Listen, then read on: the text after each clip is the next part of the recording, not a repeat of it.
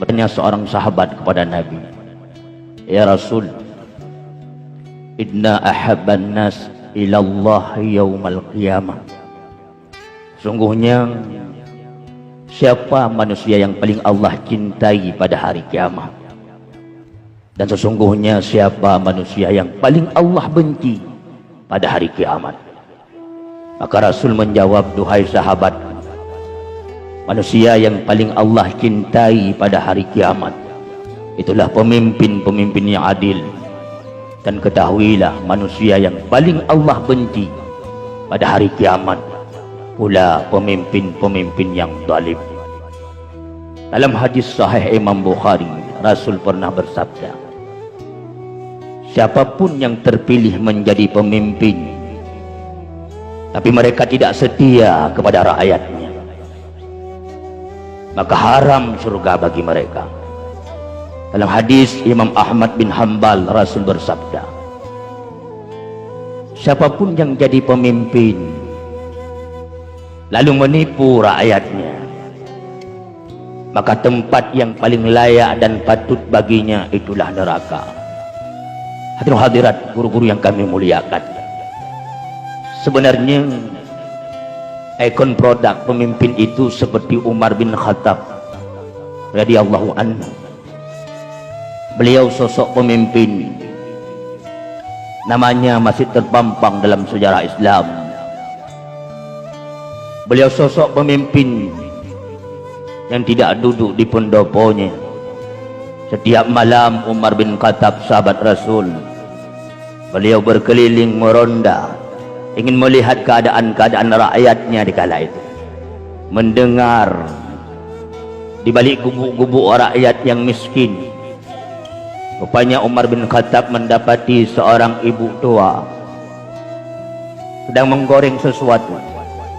Anak-anaknya menangis seraya berkata, "Duhai ibuku, mengapa begitu lama engkau menanak nasi untukku?" Apa kata ibu tua tersebut? "Sabarlah anakku, sebentar lagi nasi ini akan masak."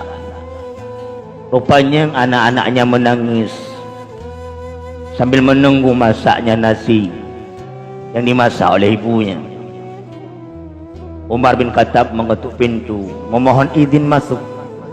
Karena li Umar fikir bahawa dari bunuh gemagun hanya masak-masak, maka dia memberanikan diri untuk masuk.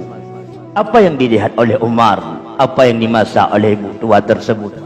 Rupanya seorang ibu tua tersebut sedang membungkus, menggoreng, merebus batu-batu kerikil keras. Umar pun terkejut seraya bertanya, "Duhai ibu tua, mengapa engkau membohongi anak-anakmu?" "Wahai tamu Allah," kata ibu tersebut, "ketahuilah, sesungguhnya dari pagi-pagi kami tidak makan, kami miskin. Anak-anakku yatim, mereka berpuasa. Dengan harapannya ku perintahkan berpuasa untuk sebut dan buka puasa harapanku. Ada orang dermawan yang mau menyedekahkan gandumnya bagiku dan anak-anakku." Rupanya maghrib pun tiba, kami berbuka dengan air putih, tidak sesuatu apapun yang kami suapkan dalam mulut kami. Maka untuk menghibur anak-anakku yang sedang kelaparan, Tuan pegah ba anak-anak long sabar siat anak mutuah janjan masak bumak dagun. Tapi karena memang mereka begitu lapar, dalam tidurnya mereka terbangun seraya bertanya kembali, "Duhai ibuku, telah siapkah makanan yang kau hidangkan? Selalu aku membohongi anak-anakku. Ketahuilah tamu yang tidak diundang malam ini, pemimpin aku, pemimpin kita, Umar bin Khattab itu zalim. Umar bin Khattab itu tidak perhatian kepada rakyatnya. Kami miskin ditelantarkan." Tanpa sadar ibu tua tadi tidak tahu bahwasan itulah Umar bin Khattab. Berurai air mata Umar bin Khattab di kala itu. Beliau kembali keluar sampai di Baitul Mal. Dia jinjing satu karung beras gandum. Nepue atuku Umar bin Khattab. Ajudan Umar bin Khattab sibuk di kala itu. Aslam namanya. Umar, khalifah presiden kami, bahlung menteng yang tiku gandungnya. Apa jawab Umar seraya marah?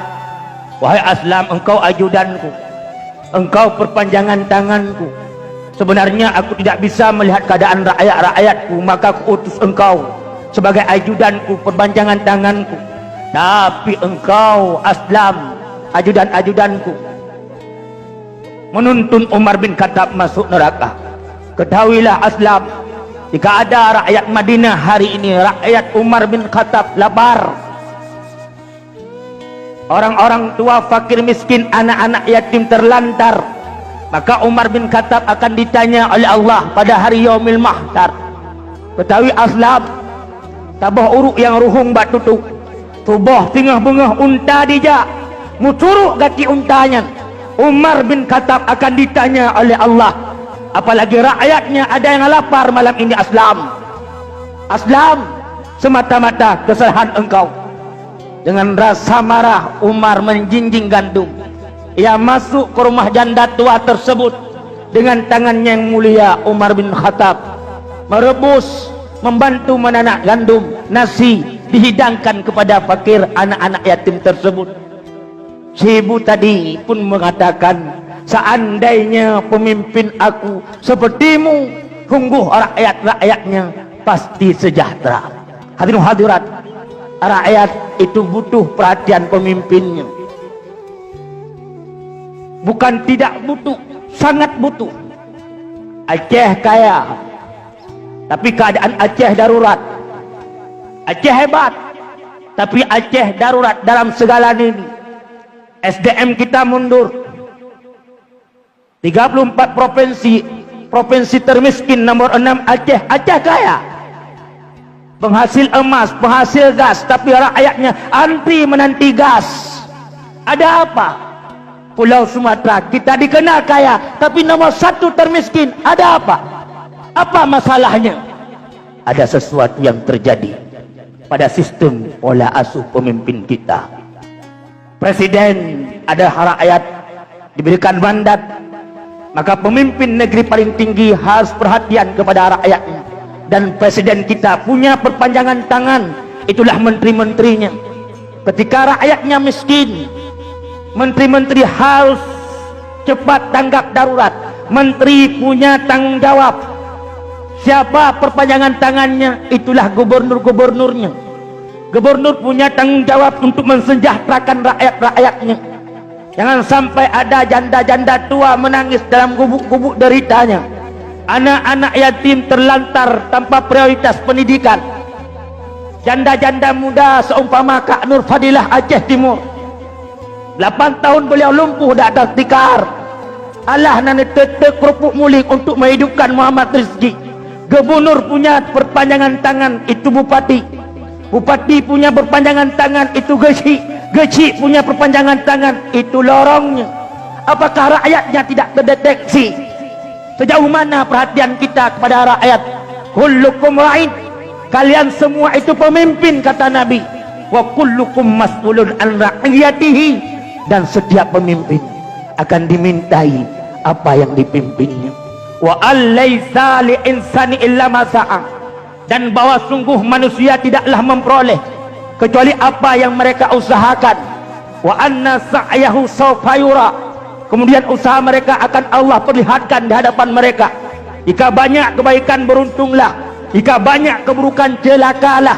Tsumma yujza'u jaza'al awfa, kemudian Allah membalas dengan balasan yang paling sempurna. Hadirin hadirat, guru-guru yang kami muliakan, mulailah hari ini menanam benih-benih kebaikan. Karena setiap benih kebaikan yang kita tanam akan melahirkan benih-benih kebaikan yang lebih banyak daripada benih yang pertama. Al-Quran memberi jawaban, man ja'a bil hasanati falahu asyru amsalihah. Barang siapa berbuat satu kebajikan, maka Allah membalasnya 10. Jikalau gajah mati meninggalkan gading, seyogyanya kita manusia mati meninggalkan budi. Hadirin hadirat, peka sosial hari ini, khususnya orang Aceh, seandainya kita semua berfikir akan agama kita, apa yang diperintahkan oleh Rasul kita, Sesungguhnya kepekaan sosial ini tidak akan mundur. Maulud tip-tip ura tak peringati. Tetapi kadang-kadang apa yang diperintahkan oleh Rasul kita kurang mengerti. Maulud pegat baju beraya perlu menghidupkan, mengenalkan kepada generasi siapa itu Nabi. Tetapi oleh Maulud benar dua. Pertama perubahan, kedua perbaikan. Harus ada perubahan pada umat-umat Muhammad itu sendiri. Dari akhlaknya, moral, kepekaan sosial, semua harus ada perubahan mencontohi Nabi yang sedang diperingatinya. Harus ada perbaikan dari segi ibadahnya, karena umat Islam mundur karena mereka mundur dari segi ilmu pengetahuannya. Kepekaan kita hari ini makin lama makin mundur karena memang mungkin terlalu banyak asupan makanan yang terisi diproses oleh usus-usus pencernaan kita, sesuatu yang dari haram, maka membuat mata hati kita menjadi benak dan kotor, sehingga perasaan ini pun tidak ada rasa kasih, berkurang rasa sayang, karena sesuatu yang kita konsumsi bukan sesuai dengan tuntunan Nabi. Maka mari dalam waktu yang singkat kita ingin menumbuhkan rasa kepekaan kita. Jangan sampai ada sesuatu yang kurang dari umat Islam ini sendiri. Aceh kaya, jangan sampai Aceh rakyatnya menjadi orang miskin di negerinya sendiri. Anak-anak kita, generasi-generasi kita harus mencontohi ikon produk kita. Itulah Nabi Muhammad sallallahu alaihi wasallam. Bukankah kata Rasul, khairun nas anfa'uhum linnas, sebaik-baik kamu yang paling banyak memberi manfaat untuk orang lain. Khairun nas man tala umruhu, sebaik-baik kamu kata Nabi yang panjang umurnya. Panjang umurnya, panjang pula kebaikannya. Syarrun nas man tala umruhu wa sa'a amaluhu, seburuk-buruk kamu kata Nabi, duhai umatku, panjang umurmu, panjang pula keburukanmu. Maka mari palih raja di bawah kerajaan, palih urug di bawah bangsa, palih utuh bawah senipat, palih tengku di bawah kitab. Adat mukoh rubung, hukum mukoh purih.